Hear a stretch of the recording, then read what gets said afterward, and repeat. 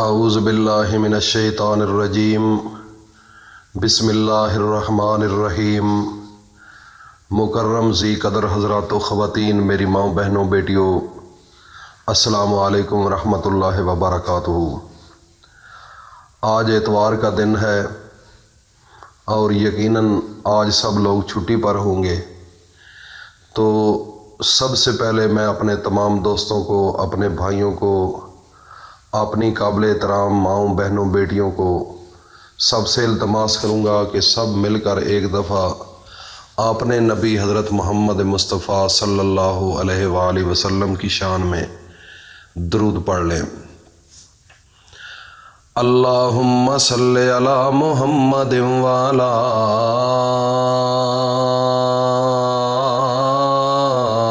آل محمد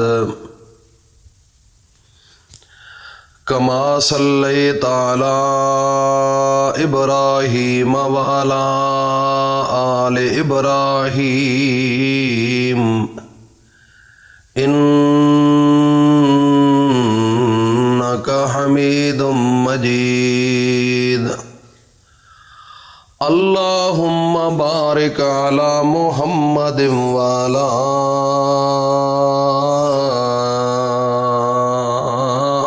محمد کما بارکت علی ابراہیم وعلی آل ابراہیم انک حمید مجید۔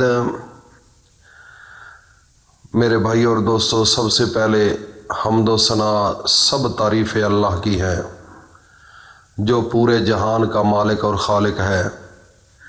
وہ یکتا ہے اور نیک لوگوں کا ولی ہے، اور میں یہ گواہی دیتا ہوں کہ اللہ کے سوا کوئی عبادت کے لائق نہیں ہے۔ وہ اکیلا ہے، اس کا کوئی شریک نہیں ہے، اور میں یہ بھی گواہی دیتا ہوں کہ حضرت محمد صلی اللہ علیہ وآلہ وسلم اللہ کے بندے، اس کے رسول اور آخری نبی ہیں۔ اے میرے اللہ، میرے نبی حضرت محمد مصطفیٰ صلی اللہ علیہ وآلہ وسلم پر اور میرے نبی کی آل پر اور میرے نبی کے تمام صحابہ کرام رضی اللہ تعالی عنہم اجمعین پر اپنی خاص رحمتیں، برکتیں اور سلامتی نازل فرما۔ میرے بھائیوں اور دوستوں، میری ماں بہنوں بیٹیوں، آج آپ نے عشاء سے پہلے قرآن مجید کی ایک چھوٹی سی آیت ہے، اس کا وظیفہ کرنا ہے۔ اور وظیفہ کرنے سے پہلے میں آپ کو ایک بات بتاتا ہوں کہ جب انسان، ایک اللہ کا بندہ،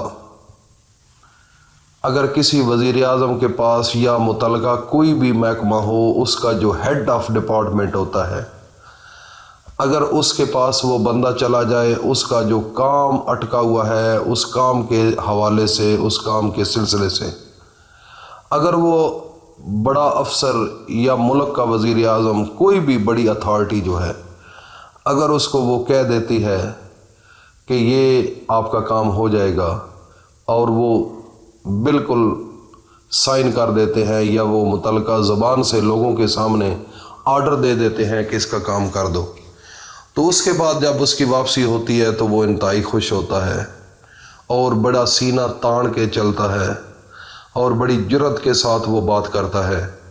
کیوں کرتا ہے؟ اب اس کو تسلی ہو چکی ہے، اب اس کو یقین ہو چکا ہے کہ میرا کام اب اٹک نہیں سکتا، اب اس میں کوئی رکاوٹ حائل نہیں ہو سکتی۔ یہ ایک سوال، ایک نقطہ ہے، یہ اس کے اندر چیز آتی کیوں ہے؟ آتی اس لیے ہے اس کے ذہن میں اور اس کے دماغ میں، کیونکہ اس کو پتہ ہے کہ جتنا محکمہ ہے اس کا ہیڈ وہ ہے، اس کی مرضی کے ساتھ پورا یہ محکمہ چل رہا ہے، یہ پورا ڈپارٹمنٹ چل رہا ہے۔ اب اس نے اگر کہہ دیا ہے تو مجھے تو اب خطرہ ہی نہیں ہے، تو وہ کام یقیناً پھر ہو بھی جاتا ہے، وہ کام اٹکتا نہیں ہے۔ یہ مثال آپ کو اس لیے دے رہا ہوں، ایک نقطہ سمجھانے کے لیے، کہ جب انسان ایک اتنا دنیا کا ایک کام کروانا ہو، تو دنیا میں ایک محکمے کا، ایک ملک کا، کسی سسٹم کا اگر اوپر بڑا آدمی اگر اس کو اجازت دے دے تو بڑا وہ خوش ہوتا ہے انسان، اور اس کو تسلی ہو جاتی ہے۔ تو جو پوری کائنات کا مالک ہے، جو پوری کائنات کا خالق ہے، جس نے پوری دنیا کو بنایا ہے اور اس پورے جہان کو بنایا ہے، آسمان 7 بنائے ہیں، اس کے اوپر چاند ستارے سب کچھ اس کے کنٹرول میں ہے، زمین کے اوپر جتنی چیزیں ہیں، پودے ہیں، درخت ہیں، اللہ رب العزت کی مرضی کے مطابق وہ بڑے ہوتے ہیں، چھوٹے ہوتے ہیں، سوکھ جاتے ہیں، اور آبی جانور جتنے پانی کے اندر ہیں ان کی تعداد اور ان کی پیدائش اور ان کی نر اور مادہ کی تعداد، یہ سب کچھ اگر علم ہے تو فقط خدا کی قسم ایک اللہ کے پاس ہے۔ تو میرے بھائی اور دوستو، میرا اللہ اتنا بڑا ہو، پوری کائنات کا مالک اور خالق ہو، اور تم اس کے بندے ہو، تو تمہیں اگر اللہ کی ذات یہ کہہ دے کہ یہ کام کرو، تو پھر آپ دل کے اندر تسلی کیوں نہیں رکھتے؟ میرا سوال یہ ہے، اور یہ بڑا کامن ایک سوال ہے۔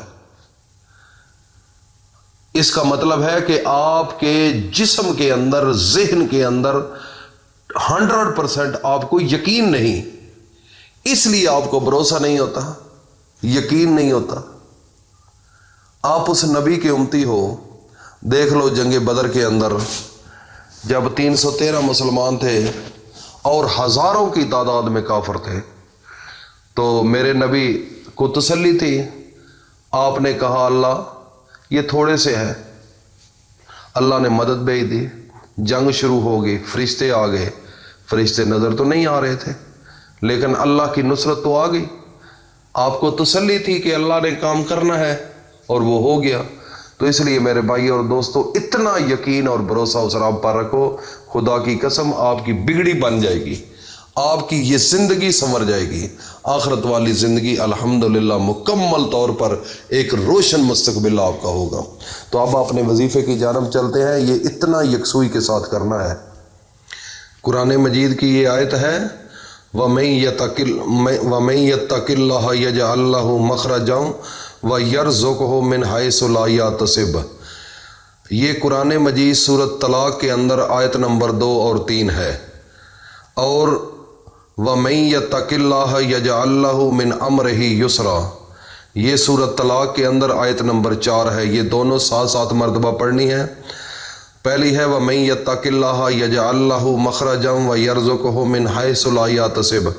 یہ قرآن مجید سورۃ طلاق کے اندر آپ خود پڑھ سکتے ہیں، دیکھ سکتے ہیں، آیت نمبر 2 سے 3 ہے، اور 4 آیت نمبر 4 وَمَن يَتَّقِ اللَّهَ يَجْعَل لَّهُ مِنْ أَمْرِهِ يُسْرًا، یہ 7 مرتبہ پڑھنا ہے۔ اور اس کے علاوہ آپ نے یا با سے تو یہ آپ کا رزق کتنا ہو جائے گا آپ سوچ نہیں سکتے۔ صرف 11 دفعہ تسبیح آپ نے یہ کرنی ہے، اور اس کا طریقہ یہ ہوگا کہ آپ نے یا با سے تو ایک تسبیح پڑھنی ہے 100 دانوں والی، پھر آپ نے 100 دانوں والی ایک تسبیح 11 دفعہ آپ نے پڑھ کر پھر اللہ کے سامنے ہاتھ اٹھا لینے ہیں۔ میرے بھائی اور دوستو، پھر اس پر مکمل یکسوئی اور اطمینان کے ساتھ پڑھو۔ اسی رات اللہ نے آپ کی تقدیر نہ بدلی تو مجھے بتا دینا، اسی رات۔ اور میرے بھائی اور دوستو، اللہ بڑی طاقت کا مالک ہے، آپ عمل کر کے تو دیکھو، آزما کر تو دیکھو۔ اللہ تعالیٰ پورے جہان کا مالک اور خالق ہے۔ جو میں نے پہلے مثال دی ہے اس کو آپ ذہن میں رکھ کر اس عمل کو ضرور کرنا، انشاءاللہ اگر اس کا رزلٹ نہ ملا تو مجھے کہہ دینا۔ اللہ پاک ہم سب کا حامی ناصر، والسلام علیکم ورحمۃ اللہ وبرکاتہ۔